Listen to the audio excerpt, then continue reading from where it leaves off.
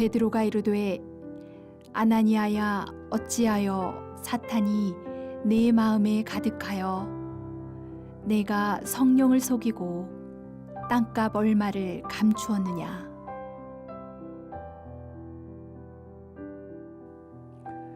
초대 예루살렘 교회에서 일어났던 유명한 사건, 일명 아나니아와 삽비라 사건 이야기입니다.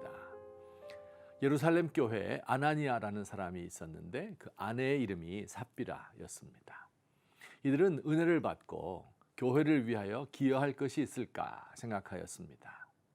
다른 사람들이 재산을 팔아 교회에 바쳐 가난한 사람들에게 나누어 주었다 하는 소식을 듣고 그들도 자신들의 땅을 팔아 사도들의 발 앞에 바쳤습니다. 그런데 그 판 것을 다 바친 것이 아니라 일부는 감추어 두고 일부만 바쳤습니다. 그리고는 다 바친 것이라고 사도들을 속였지요. 사도 베드로가 아나니아에게 말합니다. 어째서 이렇게 하였는가? 성령을 속이고 땅값을 감추었지? 내가 언제 땅을 팔라고 강제로 명령하였는가? 아니면 판 후에 네 마음대로 얼마든지 일부만 바칠 수 있지 않았더냐? 그런데 거짓말로 하나님을 속이려 한단 말이냐? 이 말을 듣는 순간 아나니아는 엎드러져 급사하였습니다. 잠시 후 베드로는 그의 아내에게 똑같은 질문을 하였습니다. 아내 삽비라 역시 남편과 똑같이 대답하였고 그녀도 즉사하였습니다. 와, 이 끔찍한 일이 일어나는 것이지요. 저는 이 사건을 생각하면 하나님의 징벌이 다소 과한 것이 아닌가 하는 생각이 듭니다. 아나니아와 삽비라가 돈의 일부를 감추는 잘못을 범하였지요. 그렇지만 상당한 양의 돈을 헌금하지 않았습니까? 재산을 팔아 헌금하는 게 그렇게 쉬운 일은 아니지요. 물론 거짓말을 한 것이 큰 죄이긴 하지만 그게 죽을 만큼 큰 죄일까요?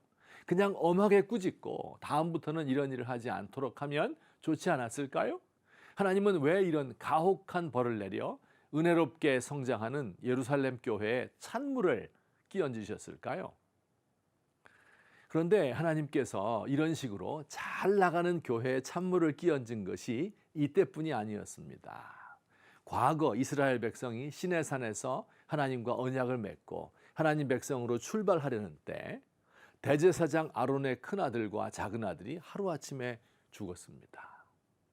또 여호수아 시대 가나안 정복 당시 여리고성을 무너뜨리는 대승 거둔 후 아간의 탐욕 때문에 전투에서 대패하고 아간과 그 가족이 몰살을 당한 적도 있었습니다.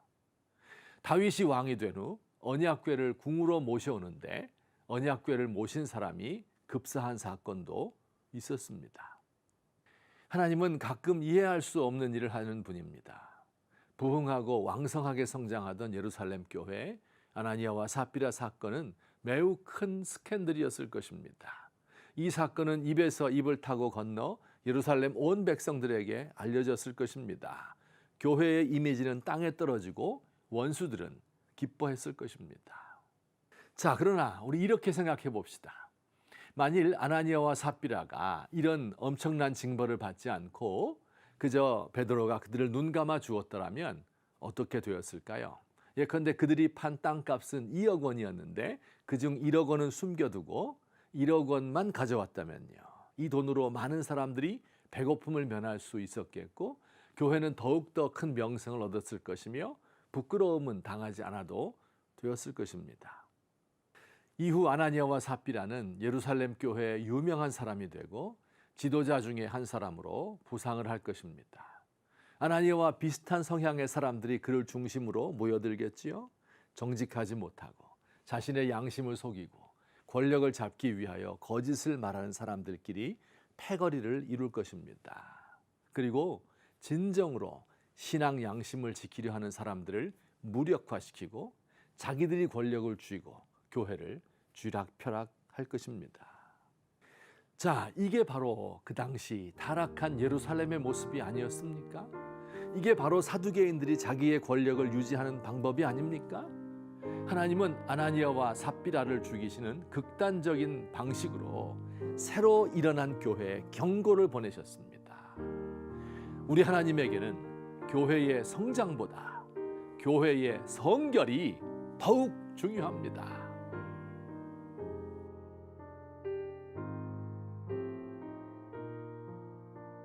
하나님이 지금도 아나니아와 삽비라를 죽이듯 하신다면 저를 비롯한 수많은 지도자와 성도들이 끔찍한 징벌을 면하기 어려울 것입니다. 하나님께서 한국 교회에게 기회를 주시는 것입니까? 아니면 혹시 포기하신 것은 아닌지 두렵습니다. 하나님을 경외하고 교회의 성결을 최우선으로 생각하는 새로운 세대가 일어나기 원합니다.